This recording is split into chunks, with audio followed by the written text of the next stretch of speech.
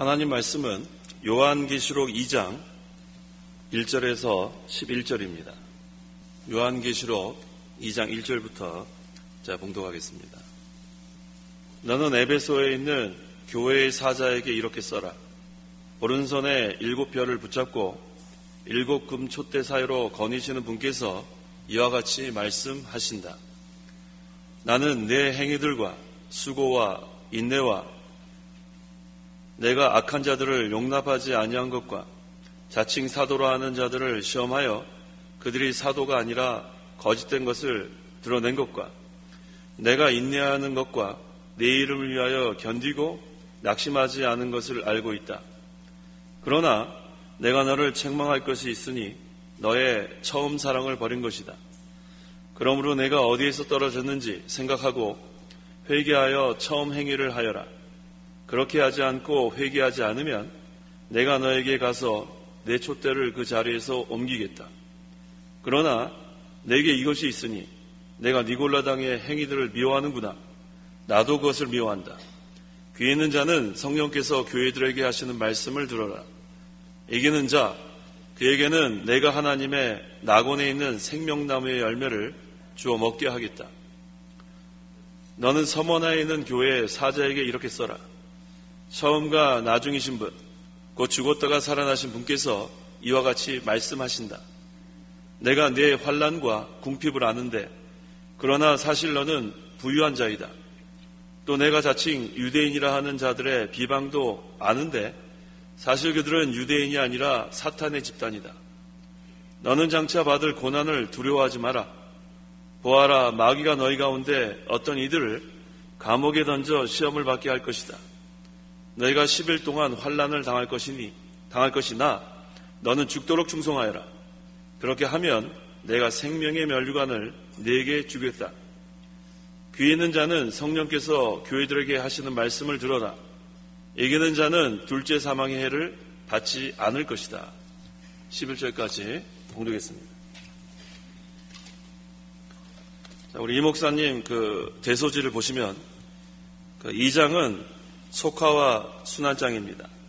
거기 소지에는 에베소 교회 처음 사랑을 잃음, 또 서머나 교회 환난을 당함, 버가모 교회 속화됨, 두아디라 교회 이세벨을 용납함. 오전 시간에는 에베소 교회와 서머나 교회에 대해서 증거하고 또 오후 시간에 또 버가모 교회와 두아디라 교회에 대해서 말씀을 전하겠습니다. 이 시간 증거할 말씀의 제목은 에베소 교회와 서머나 교회 1절부터 7절 먼저 에베소 교회에 대해서 증거합니다. 1절 너는 에베소에 있는 교회의 사자에게 이렇게 쓰라. 오른손에 7별을 붙잡고 7금촛대 사이로 거니시는 분께서 이와 같이 말씀하신다. 에베소에 있는 교육자에게 이 편지를 쓰라고 했습니다. 이것은 에베소 교회에 있는 모든 성도들에게 쓴 것과 같습니다. 이 에베소 교회는 상당히 그 도시 자체가 부유한 도시입니다. 상업이 잘 발달되고 그 다음에 모든 것이 정치나 경제나 문화의 중심지이기 때문에 모든 것이 풍족한 그러한 곳인데 모든 것이 풍족하다고 좋은 것만은 아닙니다. 종교적으로 볼 때 그곳에서는 미신이 성행했어요. 또 황제를 숭배했고 또 부도덕하고 거기엔 특별히 아데미 여신상이 있는 곳이 바로 에베소 그 지역입니다. 그래서 이 에베소 그곳은 사실 전도하기가 쉬운 곳이 아니에요. 그런데 그곳에 사도 바울이 2년 동안 머무르면서 하나님의 말씀을 잘 강론했습니다. 그 다음에 사도 바울을 이어서 디모데가 또 그곳에서 목회를 하므로 이 예루살렘과 안디옥에 이어서 기독교 선교의 중심주로 자리 잡게 됩니다. 그 교회에 주님께서 나타나신 거예요.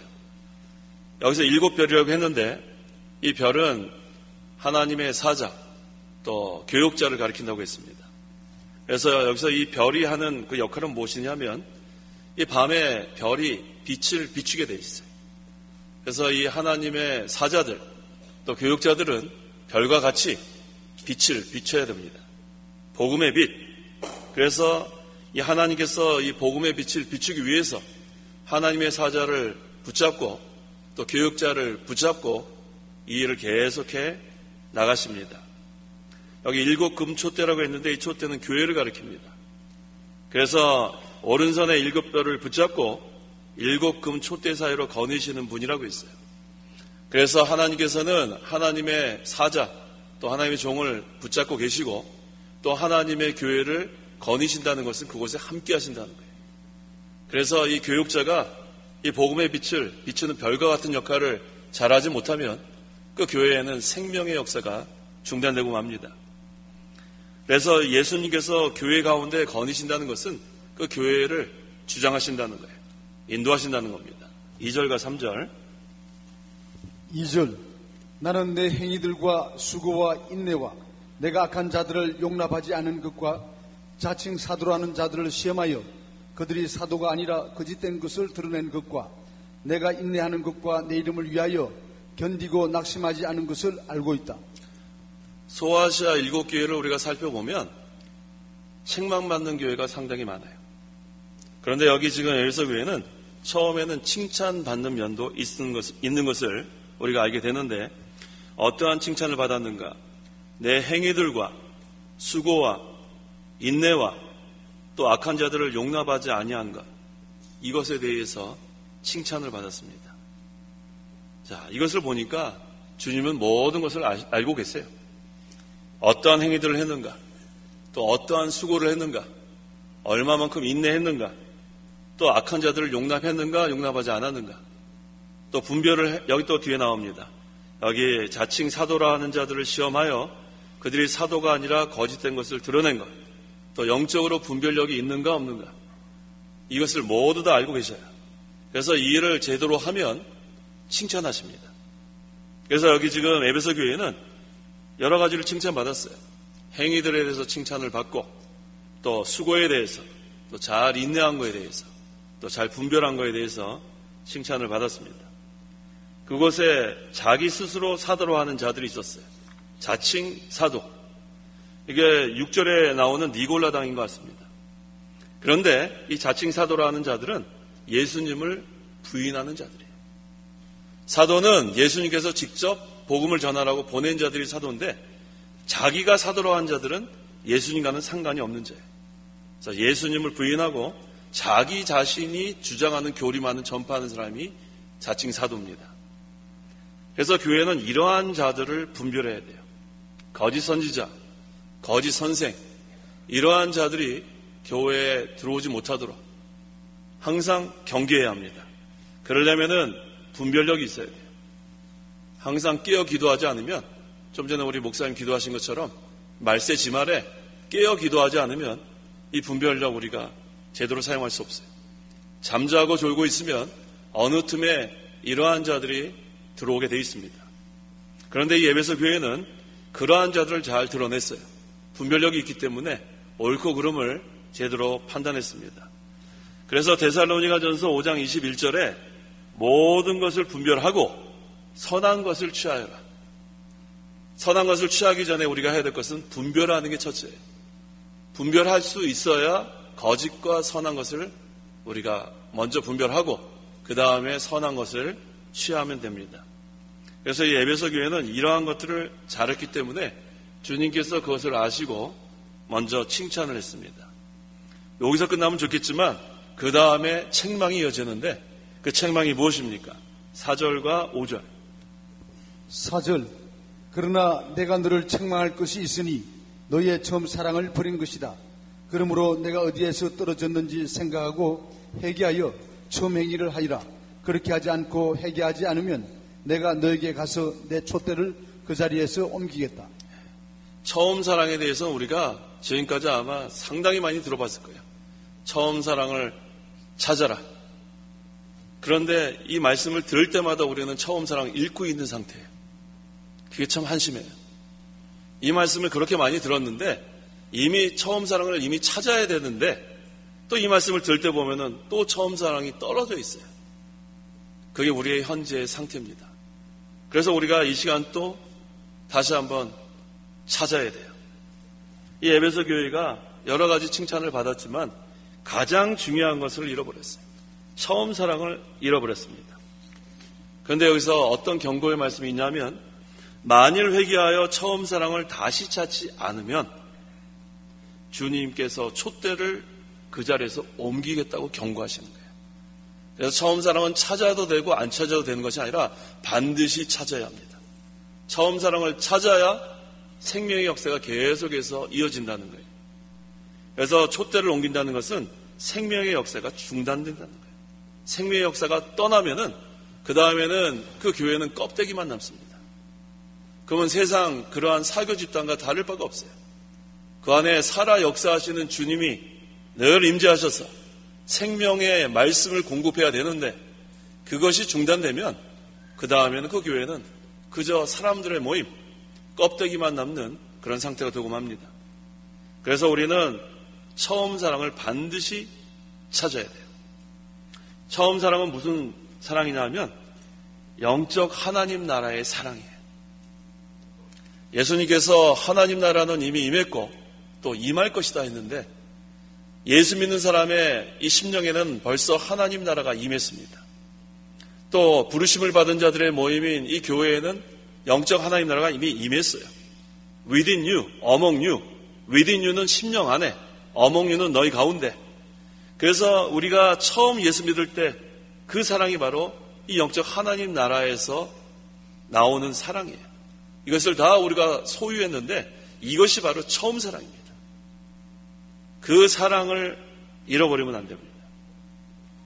그 영적 하나님 나라가 바로 사랑의 세계입니다. 그래서 거기로부터 나오는 사랑이 진짜 사랑이에요. 하나님의 사랑, 그리스도의 사랑, 그것이 바로 우리 심령에 이루어진 영적 하나님 나라로부터 나오는 사랑입니다. 그 사랑을 잃어버리면 그 다음에는 우리 심령의 사랑의 세계가 잃어버리는 거예요. 그것을 찾지 않으면 인간적인 사랑으로 전락하고 맙니다. 영적 하나님 나라가 진정한 사랑의 세계인데 그것을 잃어버리면 그저 사람끼리 모여서 먹고 마시는 그러한 사교적인 모임으로 전락하고 말아요. 그래서 항상 우리 심령의 영적 하나님 나라가 이루어져야 하고 또 우리 교회의 영적 하나님 나라가 이루어져야 하나님께서 기뻐하시는 그러한 하나님 나라의 사랑, 그것을 서로 나누게 됩니다. 그 사랑으로 우리는 마음과 목숨과 뜻과 힘을 다하여 하나님을 사랑하고 그 다음에 이웃을 내 몸처럼 사랑하게 되는 거예요. 이것은 노력으로 되는 게 아니라 우리 심령의 영적 하나님 나라가 이루어져야 처음 사랑을 우리가 소유하고 있어야 그 사랑으로 하나님을 사랑하고 그 사랑으로 이웃을 사랑하게 되는 그런 결과가 이루게 됩니다. 그래서 이 요한일서 3장 14절 15절에 우리는 사망에서 생명으로 옮겨갔다는 것을 알고 있으니 이는 우리가 형제를 사랑하기 때문이다. 사랑하지 않는 자는 사망 안에 거하고 있다. 자기 형제를 미워하는 자마다 살인자이니 살인자마다 영생이 그 안에 거하지 않다는 것을 너희가 안다. 우리는 사망에서 생명으로 옮겨졌습니다. 이제는 우리가 우리 심령의 영적 하나님 나라가 이루어졌어요. 그래서 그 사랑으로 형제를 사랑하는 거예요. 그런데 그 사랑이 없으면 아직도 사망 안에 거하고 있다고 했어요. 생명이 없습니다. 그래서 처음 사랑은 우리가 살아있는 증거예요. 중생한 증거입니다. 그 사랑이 우리 심령에 이루어져야 계속해서 우리가 하나님을 제대로 사랑할 수 있고 이웃을 제대로 사랑할 수 있는데 그 처음 사랑을 잃어버리니까 그 다음부터는 인간의 사랑으로 채워지는 그러한 모임으로 전락합니다. 그래서 반드시 처음 사랑은 찾아야 돼요. 처음 사랑을 찾아야 하나님께 범사에 감사하고 항상 기뻐할 수 있고 또 쉬지 않고 기도할 수 있는데 이 사랑을 잃어버리면 범사에 불평과 원망이 나올 수밖에 없어요. 이 사랑을 잃어버리면 그 다음에는 감사도 못하고 기쁨도 잃어버리고 그 다음에 기도도 제대로 못하고 기도를 해도 제대로 은혜 생활을 못합니다. 그래서 반드시 처음 사랑은 다시 찾아야 돼요. 처음 사랑이 있어야 하나님을 간절히 찾습니다. 하나님을 우리가 멀리 떠났다는 것은 이미 처음 사랑을 잃어버린 증거예요. 우리가 은혜 생활에서 지금 떨어져 나갔다는 것은 처음 사랑을 이미 잃어버린 거예요. 그래서 항상 우리가 이 처음 사랑을 다시 찾는 거기에다 초점을 맞춰야 돼요. 그래서 우리가 항상 여기에다 초점을 맞춰야 되는데 문제는 그것을 찾기 위해서 힘을 쓰는데 방해하는 그러한 마귀가 항상 존재하고 있어요. 우리는 애써서 처음 사랑을 찾아야 되는데 그것을 찾지 못하게 방해하는 것이 바로 마귀 역사입니다. 그래도 우리는 그걸 극복해야 돼요. 극복할 수 있는 방법은 철저히 회개하는 것밖에 없어요. 여기 아까 뭐라 그랬죠? 회개하지 않으면 그랬죠. 회개해야 처음 사랑을 찾는데 또 하나님께서는 우리에게 회개할 기회를 몇 번 주십니다. 근데 그 회개할 기회를 몇 번 주시는데 그거를 묵살하면은 그거는 멸망의 길이에요. 반드시 하나님께서는 회개할 기회를 주시는데 종시 회개하지 않으면 멸망길로 걸어가는 거예요. 그래서 하나님께서 회개할 기회를 주셨을 때 처음 사랑을 찾는 것이 우리가 해야 될 일입니다. 그래서 이 마귀가 하여튼간 그 처음 사랑을 찾지 못하게 하려고 또 처음 사랑을 빼앗으려고 역사하고 시험하고 유혹하는데 자, 이때 우리가 정신을 바짝 차려야 돼요. 그 다음에 처음 사랑을 잃어버렸다면 철저히 회개하고 다시 찾아야 합니다. 그렇게 되면 모든 것이 회복되는 거예요. 은혜 생활이 회복되고 그 다음에 다시 감사 생활이 회복되고 그 다음에 기쁨의 생활이 다시 회복되는 거예요. 그것만이 회복할 수 있는 유일한 길입니다. 자, 그런데 이 처음 사랑을 잃어버렸는데 반드시 찾아야겠는데 어디에서 떨어졌는지를 찾아야 돼요. 무조건 처음 사랑 찾아야 된다 입으로 하는 게 아니라 도대체 내가 어떤 죄를 지었는가 그걸 찾아야 돼요. 그걸 그저 뭉실뭉실 두루뭉실 찾는 게 아니라 구체적으로 내가 무슨 죄를 지었는지를 찾아봐야 돼요. 그 다음에 그 죄를 찾았으면 회개하는 거예요. 그 죄가 나 자신에게 있을 수도 있고 내 자식에게도 있을 수 있어요. 자식이 잘못하면 부모가 그걸 엄격하게 책망해서 그걸 회복시켜야 처음 사랑을 찾는 거예요. 내 자식 얘기하지 마라. 그것은 처음 사랑 못 찾아요. 자식이 잘못하면 부모가 철저히 회개하고 자식에게도 회개하라고 책망할 수 있는 부모가 돼야 합니다. 내 자신의 죄도 회개하고 과연 어디에서 떨어졌는지를 찾아야 돼요. 그렇지 않고는 회복 못합니다. 우리는 지적을 받을 때 기분 나빠하지 말고 책망을 받을 때 기분 나빠하면 안 돼요. 하나님 말씀으로 우리는 교훈도 받고 책망도 받고 그래야 우리가 바로 설 수 있습니다. 궁극적으로 우리는 처음 사랑을 다시 찾는 것이 중요한 거예요. 말씀을 통해서 교훈을 받고 책망을 받는 것, 그게 얼마나 귀한 일입니까? 그래서 우리가 도대체 어디에서 처음 사랑이 떨어졌는지, 나의 문제인지, 내 자식의 문제인지, 또 다른 어떤 문제인지 빨리 찾아야 돼요. 그러려면 기도해야 합니다. 도대체 내가 왜 이렇게 지금 은혜 생활을 못할까? 내가 모든 것이 이렇게 회복되지 않을까? 내가 왜 이렇게 이 지경이 되었을까? 그것은 분명히 문제가 있어서 그런데 문제가 있었어요. 그걸 두루뭉실 그냥 넘어가면 안 되고 구체적으로 그 죄를 찾아야 돼요. 그런 다음에는 철저히 하나님께 회개하면 그 다음엔 반드시 처음 사랑을 찾을 수 있습니다.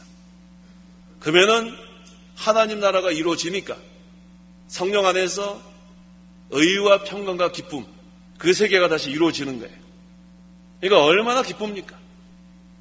이전에 잃어버렸던 그것을 찾으니까 우리가 어떤 귀한 것을 갖고 있다가 너무너무 귀하기 때문에 잘 숨겨놨는데 근데 잘 숨겨놓은 거 그것까지도 잊어버릴 때가 있어요. 아무리 생각해도 못 찾는 경우가 있는데 그러다가 그걸 찾게 되면 어떻게 돼요? 얼마나 기뻐요. 그거 뭐 별거 아닌 것도 그렇게 기쁜데 처음 사랑을 잃어버렸다가 다시 찾아서 은혜 생활을 하게 되면 그 기쁨이 이루 말할 수 없어요. 이번 사경의 기간 동안에 그거 하라고 하나님께서 우리를 모이게 하신 거예요. 잃어버린 처음 사랑, 도대체 어디로부터 그 사랑이 떨어졌는지 그것을 찾아야 합니다. 그렇게 되면 어떻게 됩니까? 7절 하반절에 내가 하나님의 낙원에 있는 생명나무의 열매를 주어 먹게 하겠다. 처음 사랑을 찾으면 하나님께서 이와 같은 복을 주는 거예요. 그래서 우리는 처음 사랑을 반드시 찾아야 합니다. 6절 그러나 내게 이것이 있으니 내가 니골라당의 행위들을 미워하는구나. 나도 그것을 미워한다. 자, 이 니골라당은 나중에 또 발람이 나오는데 다 악한 자들입니다. 요한계시록 2장 14절 15절 14절 그러나 내가 너에게 두어 가지 책망할 것이 있으니 그것은 너에게 발람의 교훈을 지키는 자들이 있다는 것이다. 발람이 발락을 가르쳐서 이스라엘 자손들 앞에 걸려 넘어지게 하는 것을 너와 우상의 제물을 먹게 하고 음란한 행위를 하게 하였다. 이와 같이 내게도 그처럼 니골라당의 교훈을 지키는 자들이 있다. 이 니골라당과 발람의 죄는 이스라엘 자손들 앞에 걸려 넘어지게 하는 그러한 죄입니다. 어떤 죄냐면 음란한 행위를 하게 하는 죄, 또 하나는 우상의 제물을 먹게 하는 죄. 이게 얼마나 하나님 앞에 큰 죄입니까? 근데 이 니골라와 발람은 자기들만 죄를 진 게 아니라 다른 사람까지도 죄를 짓게 만드는 악한 일을 벌였어요. 특별히 니골라 같은 경우는 당파까지 만들어서 죄를 짓게 했습니다. 그래서 내가 니골라당의 행위들을 미워하는구나. 하나님은 이런 악을 미워합니다. 하나님께서 미워하는 것은 악을 미워합니다. 그래서 그 시편 97편 10절에 여호와를 사랑하는 사람들아 너희는 악을 미워하여라. 하나님을 사랑한다고 하면서 악도 용납하면 안 돼요. 여호와를 사랑하는 자들은 악을 미워해야 합니다. 또 잠언 8장 13절에는 여호와를 경외하는 것은 악을 미워하는 것이다. 여호와를 경외하는 자는 악을 미워하게 돼 있어요. 그래서 하나님을 사랑하는 자, 하나님을 경외하는 자는 악을 미워합니다. 다른 말로 하면 죄를 미워한다는 거예요. 죄를 미워하고 악을 미워해야 제대로 하나님을 경외하고 제대로 하나님을 사랑할 수 있습니다. 7절 기 있는 자는 성령께서 교회들에게 하시는 말씀을 들으라. 이기는 자 그에게는 내가 하나님의 낙원에 있는 생명의 나무의 열매를 주어 먹게 하겠다. 이기는 자는 처음 사랑을 다시 찾은 사람이에요. 이기는 자가 되어야 합니다. 반드시 처음 사랑을 다시 찾아서 이기는 자가 되면 그 다음엔 생명나무의 열매를 주어 먹게 하겠다. 이게 하나님의 약속이에요. 에베소 교회가 회개하여 처음 사랑을 찾으면 그 다음에는 그 심령의 영적 하나님 나라가 이루어지고 사랑의 세계가 이루어지고 그 다음에 생명의 세계가 이루어지니까 그 생명의 역사가 있으니까 날마다 열매를 맺고 자라나게 돼 있어요. 그게 바로 하나님의 역사예요. 그래서 우리 영적 하나님 나라는 다른 말로 표현하면 사랑의 세계, 또 생명의 세계, 그곳에는 항상 살아 역사하시는 하나님의 통치가 있기 때문에 항상 거기에는 힘이 나게 돼 있어요. 그래서 독수리가 날개치며 올라간 같이 날마다 올라갑니다. 하나님 나라가 이루어지지 않으면 올라갈 수 없습니다. 항상 올라가는 생활을 하려면 처음 사랑을 다시 찾아야 되고 또 우리 심령에 하나님 나라가 이루어져야 합니다. 그 다음에 여기 또 보니까 요한계시록 22장 2절 그 성읍의 거리 가운데로 흐르고 강 양쪽에 생명나무가 있어 12가지 열매를 맺되 달마다 열매를 맺으며 그 나뭇잎들은 만국 백성을 치료하기 위하여 있었다. 이건 하나님 나라를 여기서 증거하고 있는데 이 하나님 나라, 우리가 이제 영원한 우리의 본향 하늘나라 가면 이와 같다는 것을 여기서 증거하는데 12가지 열매를 맺되 달마다 열매를 맺으며 왜 열매를 맺냐면 거기에 강 양쪽에 생명나무가 있기 때문에 열매를 맺는 거예요. 그래서 우리가 하늘나라 이제 우리가 다 가게 되는데 그 전에 이 세상에서도 우리 심령의 영적 하나님 나라가 이루어지면 또 우리 교회의 영적 하나님 나라가 이루어지면 반드시 열매를 맺게 돼 있어요. 그래서 우리가 항상 하나님께 기도할 때 옥토와 같은 마음을 달라 기도하죠. 좋은 땅. 왜 그렇게 기도하냐면 그래야 30배, 60배, 100배의 열매를 맺을 수 있는 거예요. 근데 이것은 우리의 노력으로 안 됩니다. 나 이제부터 내 마음을 옥토로 만들어야 되겠다. 안 돼요. 이 자리에 나오신 우리 성도 여러분, 지금 현재의 마음 상태도 내가 옥토로 앉아있겠다 결심으로 되는 게 아닙니다. 그래서 우리가 이 자리에 나오면 무슨 기도부터 해야 되냐면 제 마음을 좋은 땅으로 만들어 주시옵소서, 그렇게 기도를 해야 돼요. 그건 하나님이 만들어 주시는 거예요. 영적 하나님 나라도 하나님이 이루어 주시는 거고 우리의 노력으로 되는 게 아닙니다. 그래서 우리는 우리의 한계를 인정하고 우리의 연약함을 인정하고 항상 하나님께 간구해야 돼요. 마음을 좋은 땅으로 만들어서 30배, 60배, 100배의 열매를 맺기를 원합니다. 하나님은 구하는 자에게 주십니다. 가만히 앉아 있는다고 주는 게 아니고 찾는 자에게 찾게 하고 구하는 자에게 주시는 하나님. 그래서 우리가 날마다 기도하는 게 다른 게 아니에요. 하나님, 제 마음을 변화시켜 주시옵소서. 좋은 땅으로 만들어 주시옵소서. 그래서 열매 맺는 생활을 할 수 있게 해달라고. 그리고 기도하면 하나님께서 그것을 들어주시는 겁니다. 자, 여기 에베소 교회가 아까 몇 가지 잘했죠? 행위들, 또 인내, 또 뭐가 있었죠? 수고, 그다음에 분별력, 거짓된 것 잘 분별했고. 자, 그런데 기독교 사업도 잘했어요. 거기는 또 풍부했기 때문에. 근데 중요한 것은 뭐냐 하면 처음 사랑을 잃어버립니다. 처음 사랑. 처음 사랑을 잃어버리면 그 다음에는 하나님과의 영적 교통이 제대로 되지 않아요. 하나님과 우리 사이에는 시온의 대로가 있다고 했는데 10편 84편에 이게 영어로 보면 하이웨이예요. 고속도로. 하나님과 우리 사이에는 시온의 대로가 뻥 뚫려 있어야 돼. 뻥 뚫려 있어요. 우리 지난번에 그 월요일날 그 공휴일이라서 그런지 모르지만 오는데 뭐 뻥 뚫렸더라고요. 얼마나 기분이 좋은지 몰라요. 우리가 항상 마음이 기쁘려면 하나님과 우리 사이에 막히는 게 있으면 안 돼요. 그 막히는 것이 무엇일까? 그것을 해결해야 하나님과 우리의 영적 교통이 제대로 이루어집니다. 그게 죄면은 죄를 철저히 회개하고 또 하나님께 뭐 숨기는 게 있으면 그거 철저히 회개하고 하나님은 은밀한 것까지 다 아시기 때문에 다른 사람에게는 거짓말 얼마든지 할 수 있는데 하나님 앞에는 우리 숨길 게 없어요. 솔직하면 돼요. 솔직하면. 오늘 새벽에 증거한 것처럼 엎드려지면 돼요. 엎드려져요. 우리 그 사도 요한이 죽은 자처럼 엎어졌다 그랬잖아요. 그때 주님의 손이 그 위에 얹고 뭐라 그랬어요? 두려워하지 마라 그랬어요. 두려워하지 마라. 얼마나 감사해요. 하나님께 엎드려 기도하면 주님의 손이 우리에게 이렇게 안수하시고 그 다음에 주님의 음성이 두려워하지 마라. 이 얼마나 감사합니까? 그래서 우리는 하나님과의 무엇이 막혀있는가 그걸 찾아야 돼요. 그거 찾으면 그 다음에는 뻥 뚫립니다. 얼마나 좋아요.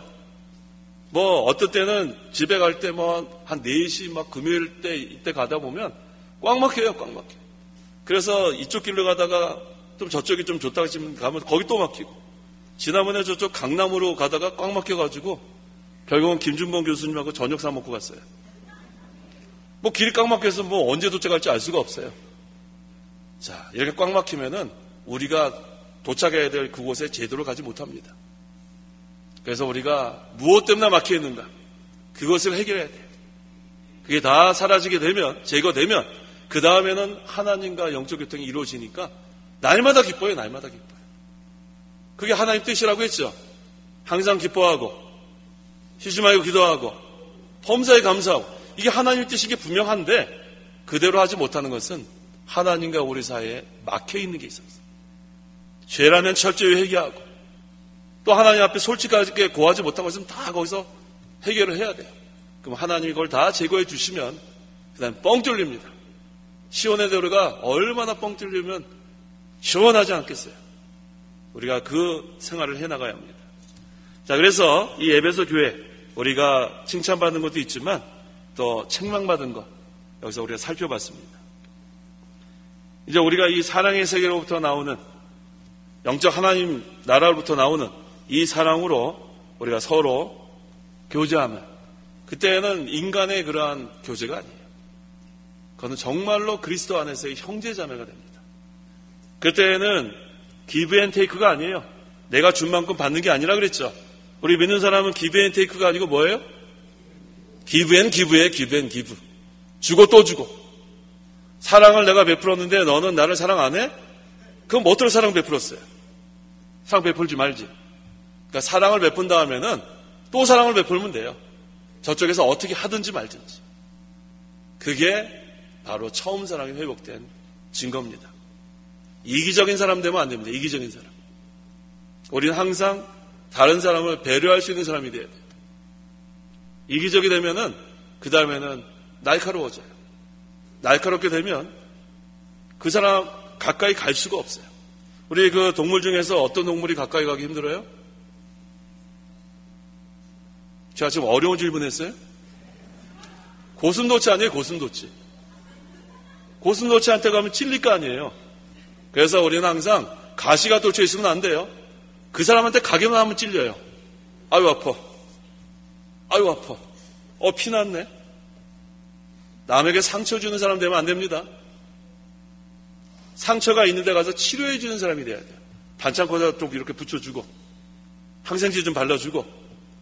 그러면은 아프면 누구한테 가겠어요? 그 사람한테 가요. 그 사람한테 간다. 그 사람한테 가면 반창고도 붙여주고 항생제도 발라주고. 그 얼마나 그 사람이 남에게 유익한 사람입니까? 어떤 동물같이 되지 말라고요? 고슴도치같이 가시가 돋쳐 있으면 안 돼요. 자, 우리가 항상 가시 돋친 사람이 되면 안 되고 항상 우리는 남이 오면은 잘 들어주고 위로해주고 치료해주는 그러한 사랑의 사람으로 변화가 돼야 합니다. 자, 그 다음에 8절부터 11절까지는 서머나 교회에 대해서 증거하고 있습니다. 자, 이 서머나 교회는 어떤 상황인가? 큰 환난을 당해서 지금 살 소망이 지금 없는 그러한 상태에 있는데 그곳에 주님께서 나타나셨어요. 자, 8절. 너는 스머나에 있는 교회의 사자에게 이렇게 쓰라. 처음과 나중이신 분, 곧 죽었다가 살아나신 분께서 이와 같이 말씀하신다. 계속 읽으세요. 내가 내 환난과 궁핍을 아는데 그러나 사실 너는 부유한 자이다. 또 내가 자칭 유대인이라고 하는 자들의 모독도 아는데 사실 그들은 유대인이 아니라 사탄의 집단이다. 자, 지금 서머나 교회는 큰 환난을 당하고 있다고 했죠? 9절에 내가 내 환난과 궁핍을 아는데 라고 했어요. 주님께서는 우리가 환난 당하는 거 다 알고 계세요. 교회가 환난 당하는 거 다 알고 계세요. 또 궁핍한 거 다 알고 계십니다. 그러나 사실 너는 부유한 자이다. 환난과 궁핍을 당하는 것 같은데 실상은 사실은 부유한 자라고 했습니다. 예수님께서 이곳에 나타나셔서 큰 위로를 해주시는 거예요. 예수님은 어떤 자로 나타나셨냐 하면 그 8절 하반절에 처음과 나중이신 분이라고 했어요. 알파와 오메가. 그러니까 구원을 시작하신 분도 주님이시고 구원을 완성시키는 분도 주님이시고 또 우리의 믿음의 시작도 주님으로 시작해서 믿음을 완성시키는 분도 주님이에요. 그래서 믿음의 주여 또 온전케 하신 예수를 바라보자. 히브리서 12장 2절에 증가하고 있죠. 그래서 처음부터 나중까지 우리를 책임져 주시는 분이 주님이에요. 우리를 구원해 주신 분도 주님이고 우리가 구원을 이루어 나가는 과정에서도 주님께서 우리를 붙들어 주십니다. 또 어떤 모습으로 나타나셨는가 하면 그 8절 하반절에 죽었다가 살아나신 분이라고 했어요. 생명의 주, 부활하신 주님, 그 살아 역사하시는 주님이 나타나셨기 때문에 큰 위로가 되는 거예요. 아무것도 할 수 없는 헛된 우상에 가서 평생을 빌고 복을 빌고 또 갖다 바치는 사람들 얼마나 많은지 몰라요. 그런데 하나도 거기서는 얻을 것이 없습니다. 왜? 죽었기 때문에. 하지만 주님은 어떤 주님으로 나타나셨냐면 처음과 나중이신 분으로 나타나고 곧 죽었다가 살아나신 분, 부활하신 주님께서 나타나셨기 때문에 모든 문제는 해결되게 돼 있어요. 왜? 주님께서 환난과 궁핍을 알고 계시기 때문에. 이게 하나님의 은혜입니다. 그래서 우리 기독교는 부활의 종교예요. 어떤 종교예요? 부활의 종교. 죽은 것 같은데 살아있어요. 겉은 초라한 것 같은데 그 안에 생명이 있어요. 예수님께서 고난을 당하시고 십자가를 지고 할 때는 얼마나 초라해 보였겠어요. 채찍에 맞고 조롱과 수치를 당하고 아무 죄가 없는데 우리 대신 징벌을 당하시고 그때 많은 사람들이 손가락질했을 겁니다. 저거 봐라 저거. 그런데 예수님은 도살장에 끌려가는 어린 양처럼 잠잠히 끌려가셨어요. 우리 죄 때문에. 그 다음에 십자가에서 죽으셨습니다. 그런데 3일 만에 부활하셨어요. 부활이 없다면 우리는 정말로 불쌍한 자들이에요. 이 자리에 말씀을 전하는 저도 불쌍한 자들이에요. 자고 여기 앉아 계신 여러분들도 불쌍한 자들이에요. 부활이 없다면 고린도전서 15장에 나오죠. 그런데 반대로 부활이 있기 때문에 우리는 가장 복받은 자들이에요. 이게 얼마나 감사합니까? 부활이 없으면 우리는 가장 불쌍한 자였을 텐데 부활이 있기 때문에 우리는 가장 행복한 자가 된 거예요. 죽은 자 같은데 산자입니다. 힘이 없는 것 같은데 힘 있는 자예요. 사실 우리가 예수 믿기 전에는 힘 없는 자예요.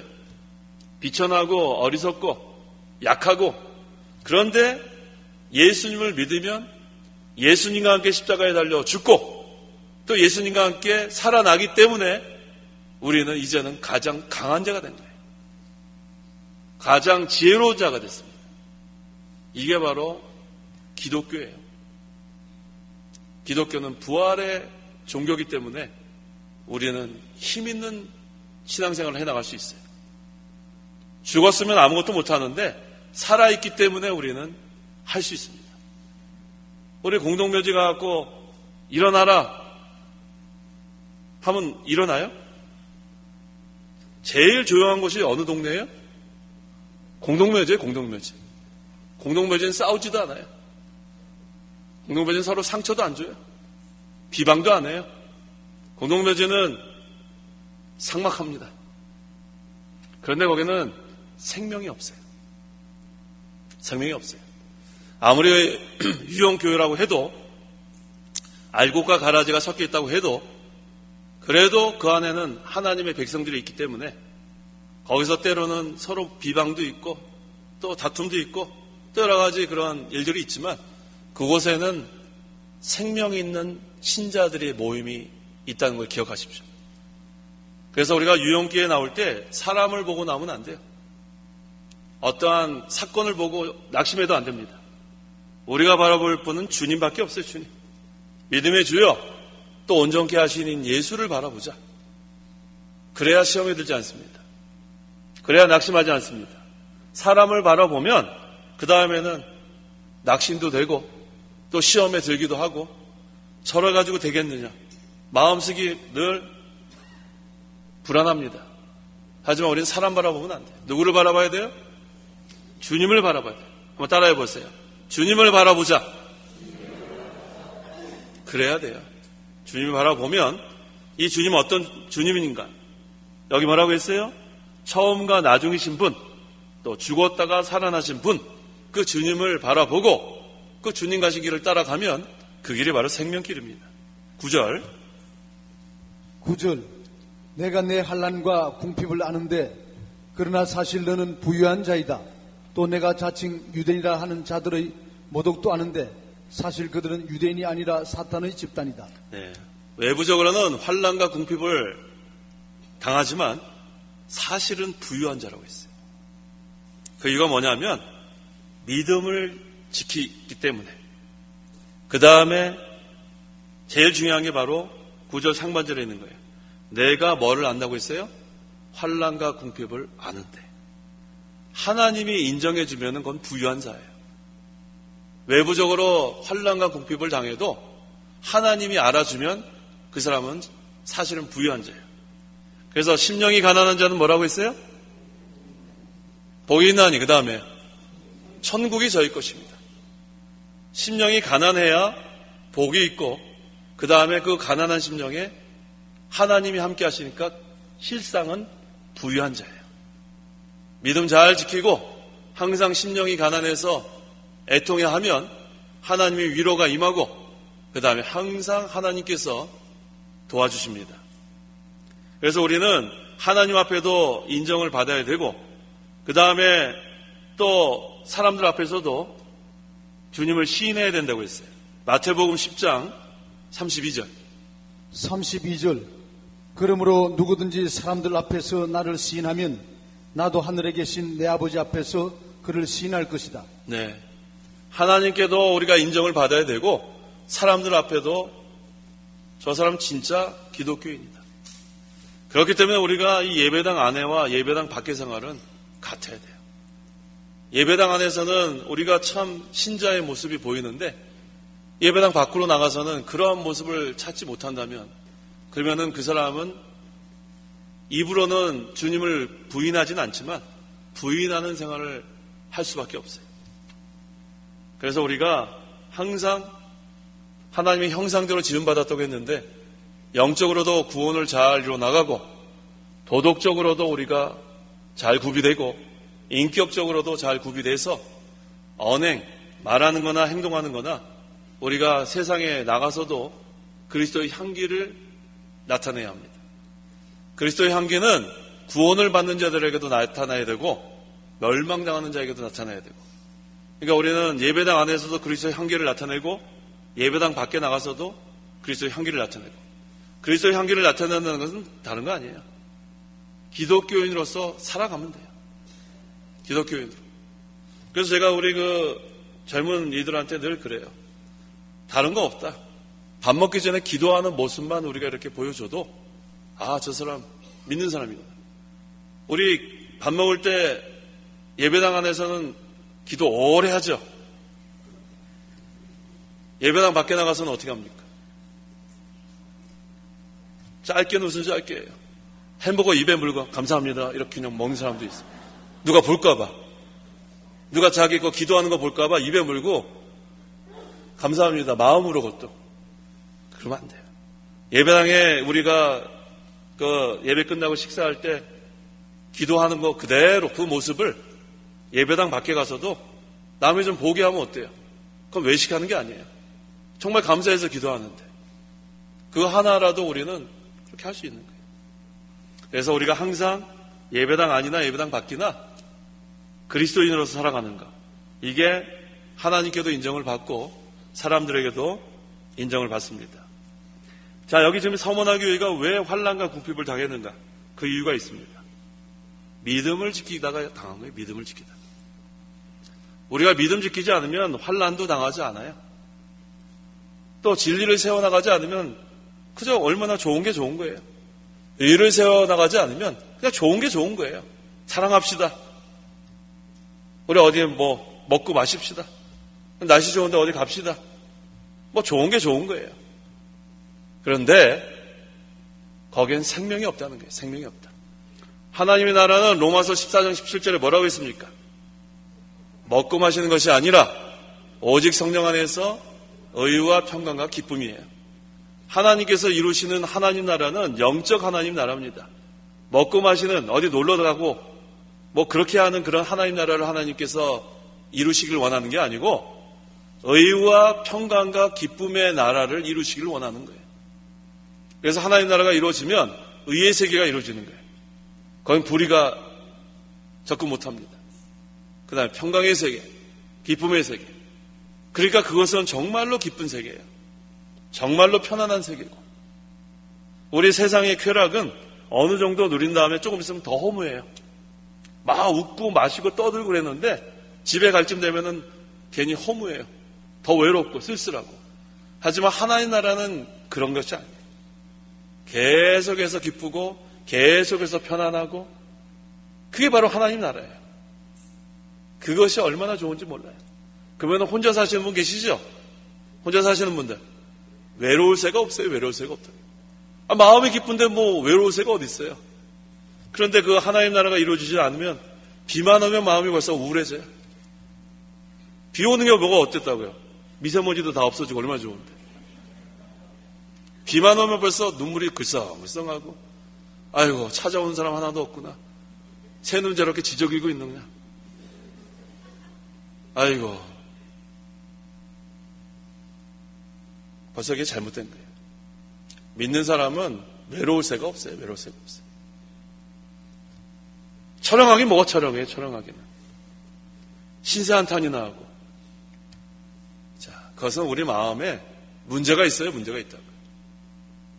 항상 우리가 하나님과 동행하는 생활, 하나님 나라가 이루어지는 생활, 그러면 얼마나 기쁜지 몰라요. 그래서 그 사람 얼굴만 보면 벌써 알아요. 얼굴만 보면 얼마나 기쁜지. 갑자기 다 웃으세요. 얼마나 기쁜지 몰라요. 얼마나 기쁜지. 마음이 기쁘니까 얼굴에 벌써 화나지 않아요? 근데 어떤 사람은 만나면은 기뻤는데 원래 아주 기뻐서 만났는데 그 다음에 마음이 우울해지게 만든 사람이 있어요. 그것도 재주예요. 분명히 만나기 전에 기뻤는데 만나고 나면 마음이 아주 안 좋아요. 그러니까 문제가 있지 않아요? 네. 그래서 우리가 항상 마음속에 심령 속에 하나님 나라가 이루어지면 나도 기쁘고 또 그 사람 옆에 가면 그 사람도 또 기쁘게 해주는 거예요. 그러니까 어떻게 돼요? Within you, 너희 안에도 하나님 나라가 이루어지고 among you, 너희 가운데도 하나님 나라가 이루어지는 거예요. 이게 얼마나 기쁜 생활입니까? 그래서 이 서머나 교회가 믿음을 지키다가 환난과 궁핍을 당했는데 그것을 주님께서 알아주시기 때문에 사실은 부유한 교회라는 것을 우리가 알 수 있습니다. 그래서 항상 우리가 그 하나님 나라 세 가지, 의와 평강과 기쁨이라고 있죠. 그래서 하나님 나라는 의의 세계라는 것을 늘 기억하세요. 의가 있는 곳은 하나님 나라가 이루어진 것이고 의가 없는 곳은 하나님 나라가 아니라 마귀의 나라인 줄 압니다. 물고 뜯는 나라, 서로 한 자리 차지하려는 나라, 그건 벌써 마귀가 벌써 서로 혈기로 물고 뜯게 하는 그러한 역사가 이루어진 거예요. 그래서 우리가 하나님 나라가 이루어져야 그곳엔 평강의 세계가 또 이루어지는 거예요. 그게 이어지는 거예요. 의의 세계가 이루어지면 그곳에 평강의 세계가 이루어지고 평강의 세계가 이루어지니까 기쁠 수밖에 없는 거예요. 항상 기뻐하라. 하나님은 우리에게 명령만 하는 것이 아니라 하나님께서 이루어지시고 기뻐하라는 거예요. 그래서 하나님 나라는 이미 임했다. 예수님 말씀 아닙니까? 이미 임한 하나님 나라를 우리가 누려야 됩니다. 하늘나라 가서 우리가 누려야 될 그 은혜와 복과 기쁨과 평강을 이 세상에 살면서도 우리는 맛보라는 거예요. 맛보라는 거예요. 여기서 맛보지 않고 뭘 앞으로 갈 하늘나라를 바라봐요. 뭘 바라봐요? 어떤 맛인지도 모르는데. 근데 하나님께서는 먼저 그것을 맛보게 하시는 거예요. 의도 맛보게 하시고 평강도 맛보게 하시고 기쁨도 맛보게 하시고 그게 바로 위로부터 하나님께서 주시는 그 기쁨이고 그 평강이고 그 의입니다. 그래서 그것을 우리가 맛보는 생활을 하다가 이제 이 세상 떠나면은 영원한 하늘나라에서 그것을 온전히 누리는 거예요. 이게 바로 개혁주의예요. 제가 웨스트민스터 신학대원에 가서 그것을 배운다면 너무 기뻤어요. 저 그전에는 이 맛본다는 그 표현을 잘 몰랐는데 늘 테이스트 헤븐이란 말을 많이 써요. 하나님 나라를 맛보라는 거예요. 하늘나라를 맛보라. 그게 무엇일까? 아주 간단하더라고요. 예수님의 말씀 그대로예요. 하나님 나라는 이미 임했다는 거예요. 앞으로 우리가 갈 하늘나라만 소망하는 게 아니라 그 하늘나라를 소망하면서 그 하늘나라에 가서 영원히 누릴 것을 이 세상에 살면서 미리 맛보게 하신 하나님의 은혜가 있는 거예요. 그것을 놓치면 안 됩니다. 그래서 하나님 나라는 이미 임했고 또 임할 것이다. 맛보는 생활을 해야 돼요. 맛보는 생활. 하나님의 위로를 맛보고 하나님 주시는 기쁨을 맛보고 하나님 주시는 평강을 맛보고 그러다가 이제 때가 돼서 하나님 오라 하면은 영원한 하늘나라에서 하나님 품에 안겨서 영원한 안식일을 누리며 그것을 온전히 우리가 누리게 됩니다.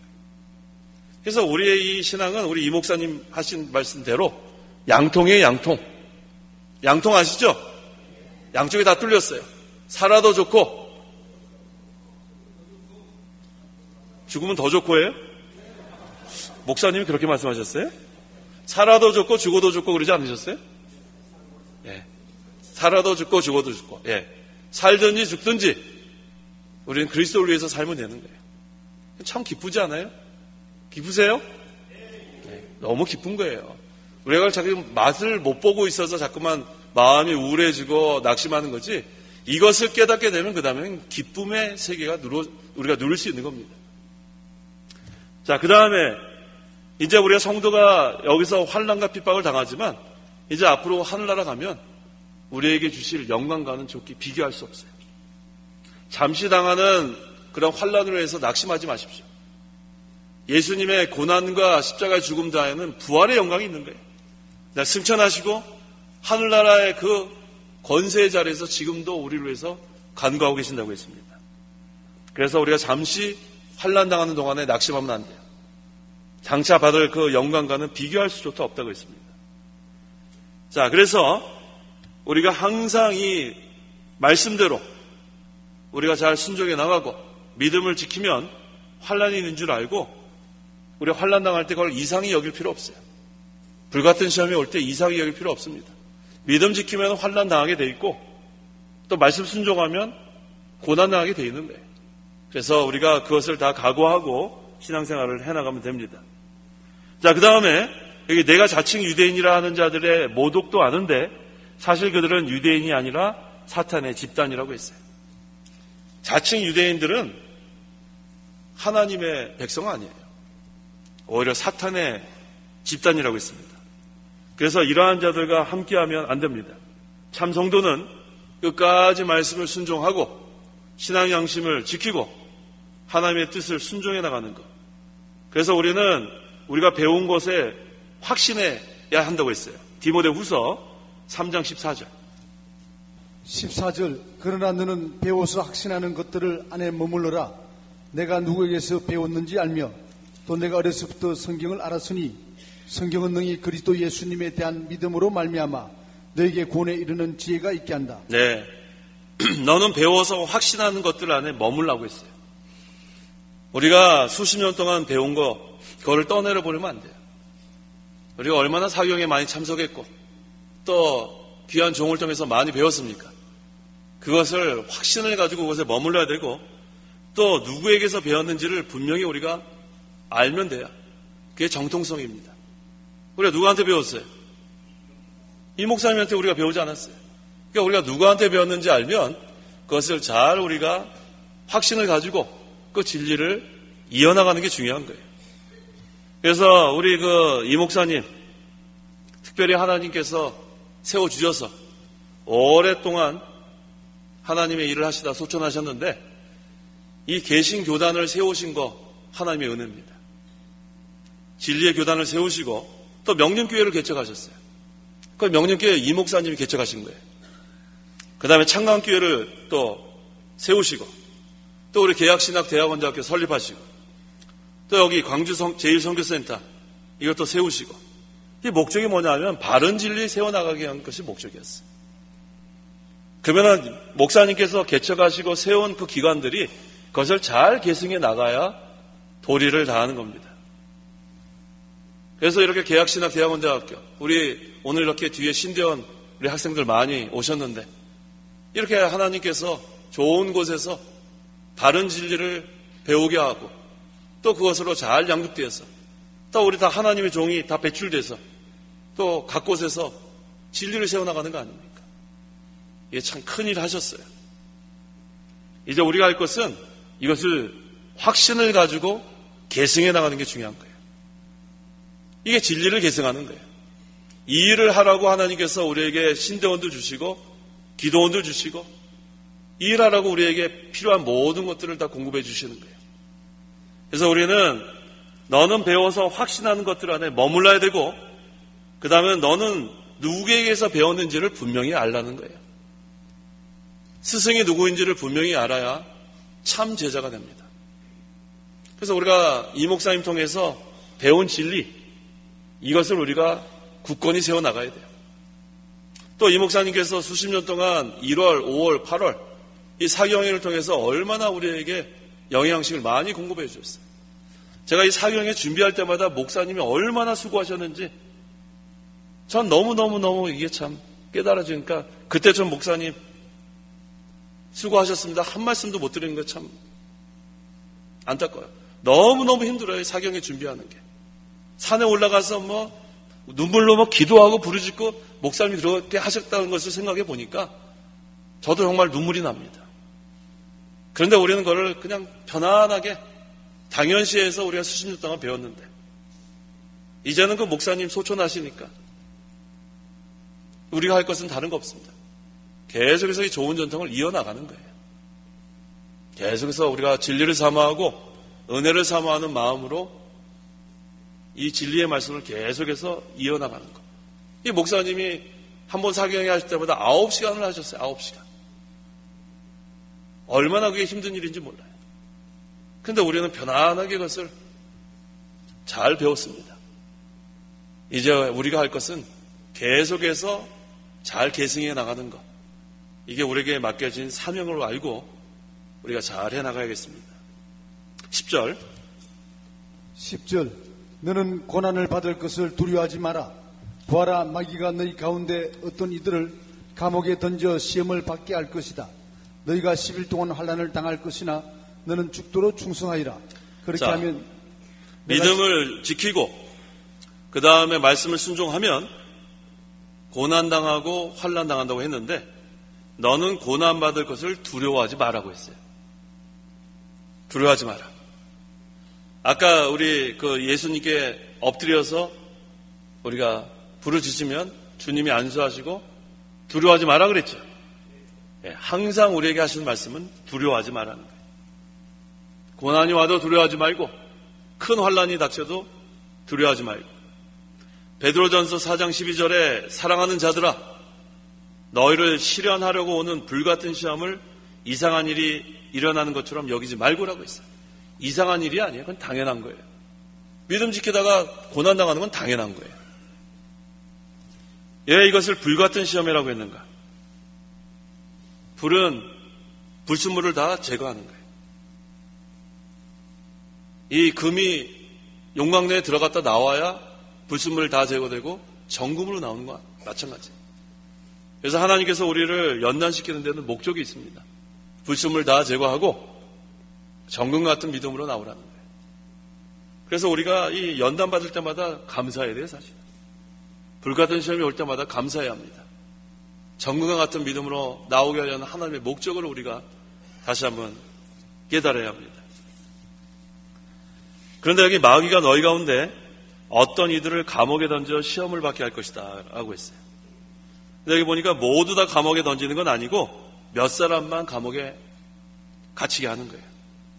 마귀가 역사할 때는 항상 사람을 이용해서 역사하는 줄 알면 돼요.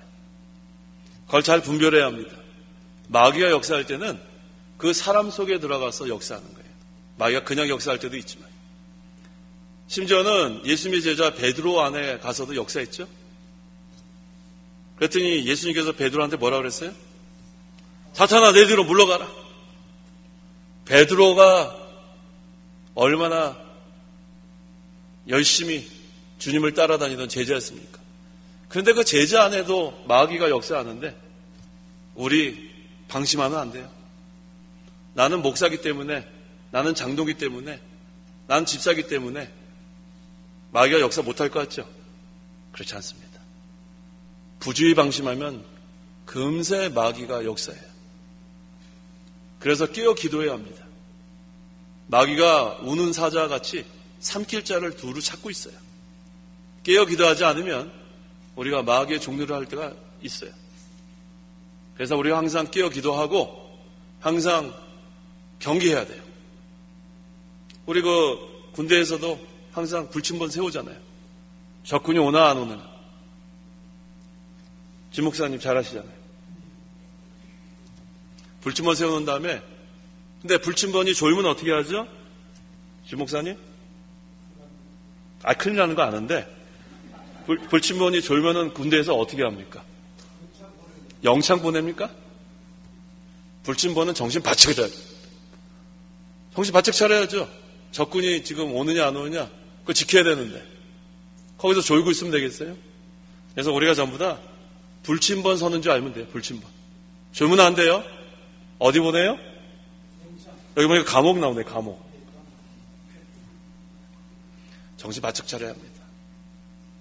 정신 바짝 차려서 하여튼 마귀가 역사하지 못하도록 깨어 기도하고 항상 경계하고 우리 마음에 늘 성령의 주장과 인도를 받는 그런 신앙생활을 해나가야 합니다. 자, 그런데 우리에게 위로가 되는 말씀이 여기 있어요. 너희가 10일 동안 환난을 당할 것이나 라고 있어요. 10일 동안. 이것은 인간의 완전수입니다.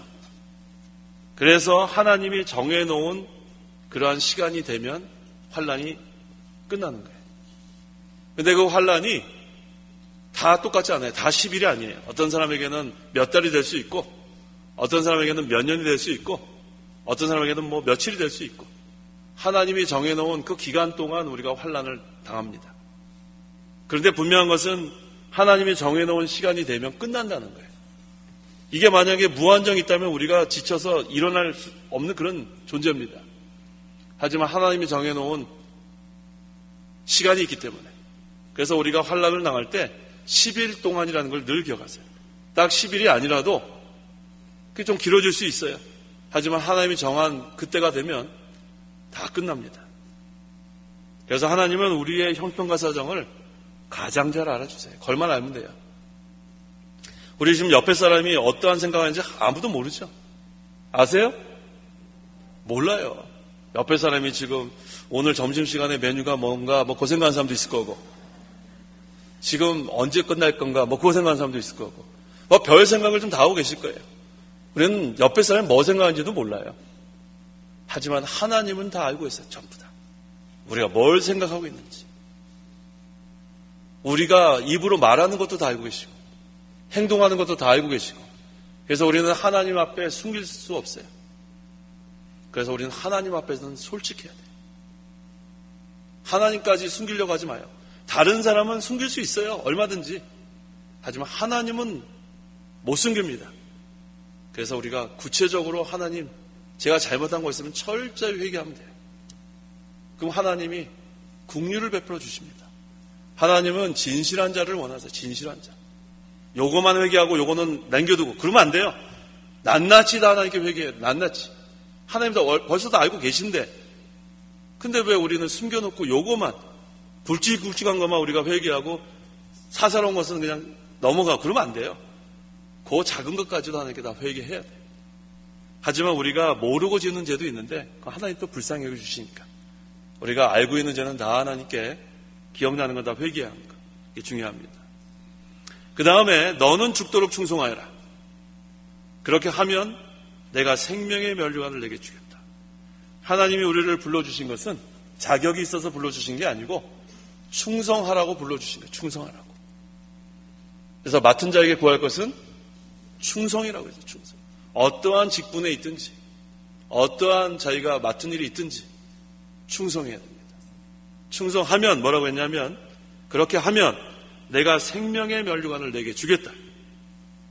상급을 준다는 거예요. 면류관은 상급을 여기서 가리킵니다.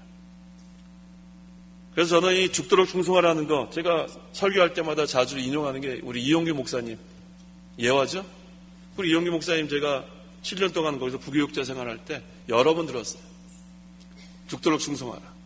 죽도록 충성하라는 다른 게 아니라고 가르치시더라고요. 주일날 보니까 결석을 했어요. 아, 그 사람 지난주에 죽었구나. 아주 간단히 설명하시더라고요. 그때 저는 그게 뭔지 잘 모르겠는데 지금 보니까 확실히 알겠어요. 주일학교 반사가 있는데, 정일 목사님. 그 반사가 결석했어요. 그럼 뭡니까? 지난주에 죽었구나. 안내당번이 있는데 안내당번이 안 보여요. 지난주에. 그게 바로 죽도록 충성하라. 그렇게 가르쳐 주시더라고요. 그만큼 충성하라는 게 그만큼. 그러니까 우리가 생명 내놓고 그러니까 그 사람이 그 자리에 없으면 그 사람 죽은 것 같이 생각할 정도로. 저는 그 당시에는 그게 무슨 뜻인지 잘 이해가 안 갔는데 요즘 이렇게 죽도록 충성하라 이렇게 설교할 때 보면, 아, 이게 참 마음에 와닿아요. 그러니까 자기가 죽기 전에는 자기의 맡은 일을 다 하라는 거예요. 그래서 우리에게 맡긴 사명을 다 끝나면 그 다음에는 하나님께서 우리를 데려가십니다. 그때까지 충성하는 것이 죽도록 충성하는 거예요. 하나님이 우리를 데려가시기 전까지 우리는 충성해야 돼요. 성도의 본분을 다해야 합니다. 11절. 11절 기 있는 자는 성령께서 교회들에게 하시는 말씀을 들으라.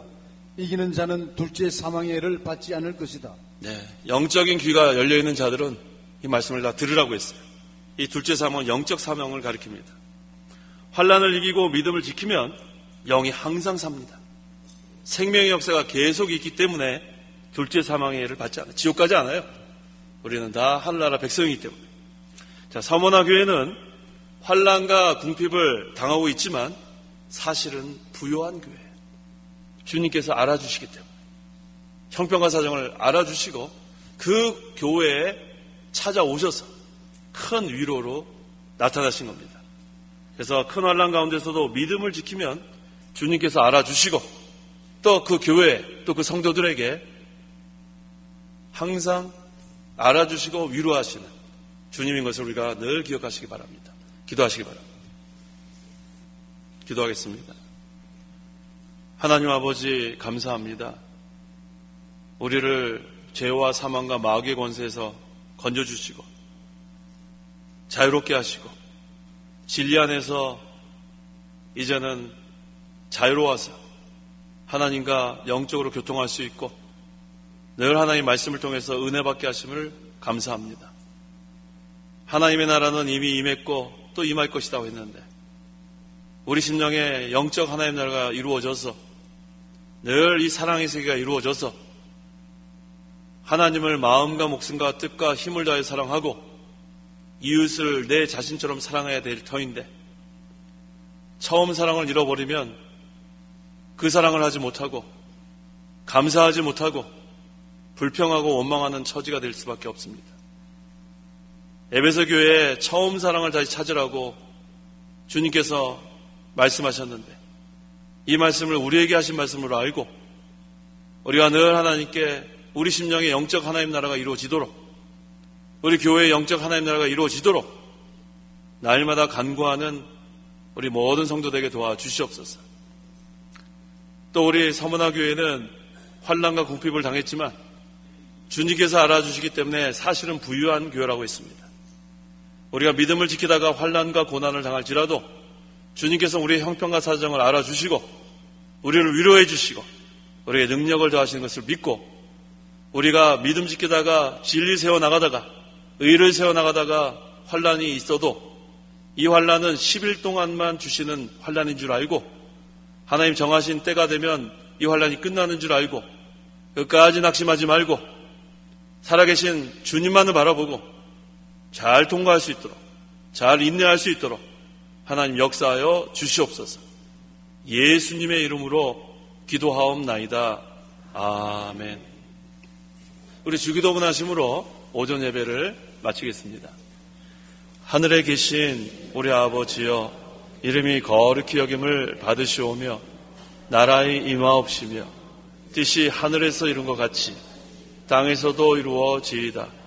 오늘날 우리에게 일용할 양식을 주옵시고 우리가 우리에게 죄 지은 자를 사하여 준 것 같이 우리 죄를 사하여 주옵시고 우리를 시험에 들게 하지 마옵시고 다만 악에서 구하옵소서.